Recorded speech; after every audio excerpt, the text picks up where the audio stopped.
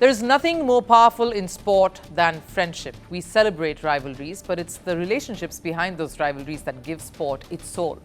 Think about Roger Federer and Rafael Nadal, fierce competitors, yet mutual respect that elevated tennis to unimaginable heights. Footballers Luis Suarez and Lionel Messi, chemistry that defined an era in football. Cricketers Virat Kohli and AB de Villiers, different nations but one sporting brotherhood. Sport thrives on these bonds, but what happens when a relationship stops being emotional and starts becoming political instead? Because right now, one friendship is making global headlines: the growing proximity between US President Donald Trump and FIFA President Gianni Infantino, a world leader and arguably the most powerful man in world football. And the equation? It's raising serious questions. Infantino's presence at the inaugural meeting of the Board of Peace, a forum involving world leaders discussing the future of Gaza and reconstruction plans, has triggered concerns about neutrality. Because when the head of global football appears at a politically charged summit, then eyebrows will be raised. Because optics matter, and right now the optics is uncomfortable. Let's be clear, Infantino's admiration for Trump isn't a secret. From public praise to repeated appearances to visibly warm gestures, this relationship is documented, it is visible, it is deliberate. Take recent decisions: the expanded FIFA Club World Cup hosted in the United States, ticket pricing controversies, political optics at major tournaments, and even the controversial Peace Award moment that many saw as tailor-made symbolism. Every major FIFA event lately seems to have a heavy spotlight right on America.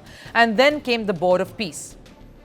World leaders discussing Gaza's reconstruction, diplomatic sensitivities at their peak, humanitarian crisis in focus, and there, front and center, was the FIFA president. But why?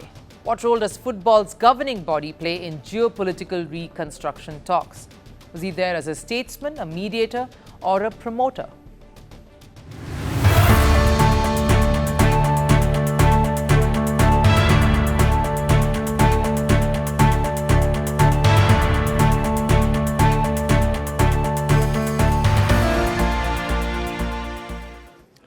A reason why it prompted IOC to even look into the matter. Well, I wasn't aware that we had an IOC member front and center, as you just shared with me. So I don't really have much to say about it. So now that you guys have made us aware of it, we'll go back and of course we'll have a look into it. And as you said, the Olympic Charter is very clear on what it expects of its members. I'm really looking at my team, and maybe someone needs to be dismissed because I'm not aware of that either. Now, here's where it gets interesting. When the International Olympic Committee was asked about Infantino's presence, you heard that right, they weren't aware. IOC President Kirsty Coventry was informed by a journalist, and you saw her response. But what did IOC later do?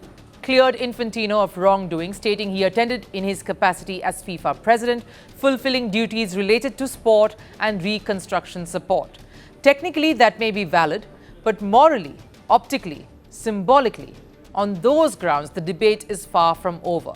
Yes, Infantino pledged $75 million towards rebuilding football infrastructure in Gaza. That is significant and that is tangible support. But where was the urgency months earlier when stadiums were destroyed and the humanitarian crisis deepened? Why did strong action only follow high-profile political involvement? And when Palestine raised concerns about demolished facilities and Israel's participation in competitions, FIFA's stance was neutrality. Neutral then, but visibly aligned now. That contrast is what fuels criticism. I'm not denying FIFA has helped Gaza with humanitarian aids, but did such a donation come in the time of tense situations? Football governs billions of fans, hundreds of nations, multiple cultures and political systems. It cannot afford the perception of favoritism. Forget being present at the Peace Summit. Why wear symbolism that even hints at bias towards US? Football isn't American, it isn't European, it isn't Middle Eastern, it's global. And the FIFA president represents 211 member nation associations, not one administration. This isn't about personal friendships. Leaders will meet leaders, presidents will attend summits. But the line between diplomacy and endorsement is thin. And when that line blurs, questions of accountability often tend to arise. Is FIFA maintaining political neutrality, or is it drifting into soft alignment? Is this strategic global positioning ahead of major tournaments in the United States? Or is it simply optics spiraling beyond control? Now, friendships in sport are beautiful, but when friendships in power start shaping institutions, scrutiny is inevitable. Gianni Infantino may argue he is acting in football's best interest. Donald Trump may welcome that association. The IOC may have cleared it on technical grounds. But the bigger question remains unanswered. Can the world's most powerful sporting body truly remain neutral when its president appears politically aligned? Power doesn't end quietly. Some deaths are not accidents. They are messages. A gunshot. A crowd. A country frozen. The killer disappears. The questions don't. This is not just about who died. It's about what followed. Governments fell. Armies moved. History rewrote itself. 5 leaders. 5 moments. One pattern. The assassination.